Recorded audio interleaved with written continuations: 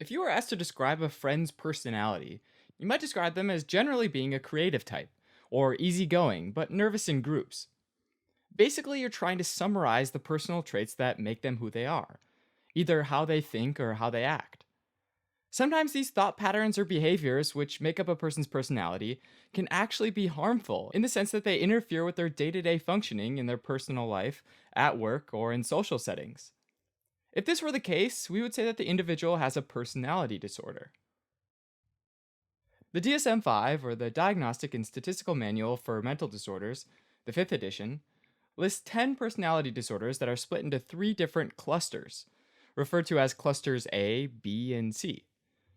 These names aren't exactly descriptive, so to help keep them organized, you can remember them as weird for cluster A, wild for cluster B, and worried for cluster C.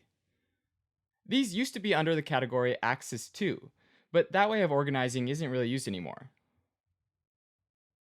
Cluster B includes antisocial personality disorder, borderline personality disorder, histrionic personality disorder, and narcissistic personality disorder. All four of these have a genetic relationship with mood disorders like depression and bipolar disorder, as well as substance abuse disorders. Okay, so antisocial personality disorder. This sounds like they don't get along well with others, but in fact, it's the opposite. They can be really charming and often use that to manipulate others for their personal gain.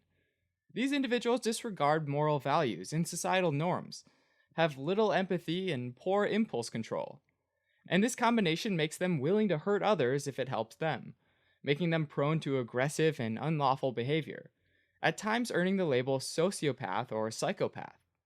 In fact, individuals with this disorder tend to be overrepresented in prison populations and have higher rates of substance abuse.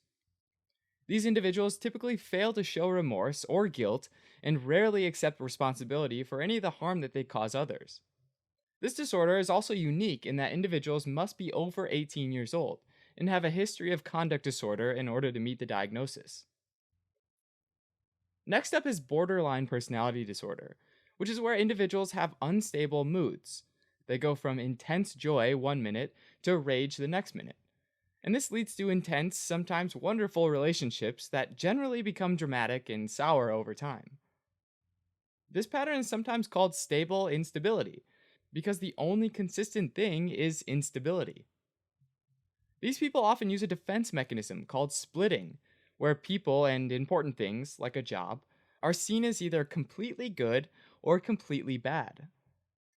In addition, people with borderline personality disorder are often terrified of abandonment and might even do extreme things like threaten suicide to keep someone from leaving them. Next, there's histrionic personality disorder, where the key feature is attention seeking and excessive emotionality, which sometimes leads them to manipulate a situation to draw more attention to themselves. For example, they might act inappropriately flirtatious or tell overly dramatized stories to remain the center of attention. These behaviors result in superficial relationships with lots of acquaintances, but few, if any, deep connections with good friends, because people tend to view them as shallow, flighty, and egocentric. Alright, so the last one in this group is narcissistic personality disorder, which is characterized by individuals who have a grandiose self image where they think they're more attractive, more intelligent, and more talented than they are. Since they believe they're so special, they expect to be treated as such, obsessively demanding the best of everything: wine, steaks, you name it.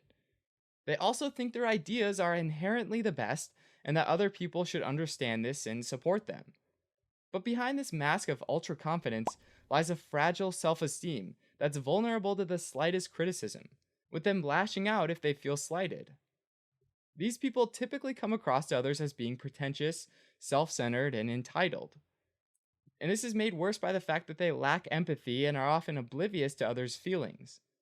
These people are often exploitative of those around them, and will only get involved in situations that advance their personal agenda. Now, there's a considerable overlap between personality disorders. For example, people with borderline personality disorders might also meet the diagnostic criteria for antisocial personality disorder, as well as schizotypal personality disorder and avoidant personality disorder, which are parts of cluster A and cluster C, respectively. In general, traditional psychoanalytic therapies are ineffective for cluster B personality disorders, since people with this disorder often can't handle the strong, negative emotions that come with challenges to one's self evaluation. Some specific treatments can work well, though. For example, dialectical behavioral therapy, which targets specific thoughts and behaviors, can be pretty helpful for individuals with borderline personality disorder. Alright, as a quick recap, Cluster B personality disorders is split into antisocial personality disorder, borderline personality disorder, histrionic personality disorder, and narcissistic personality disorder.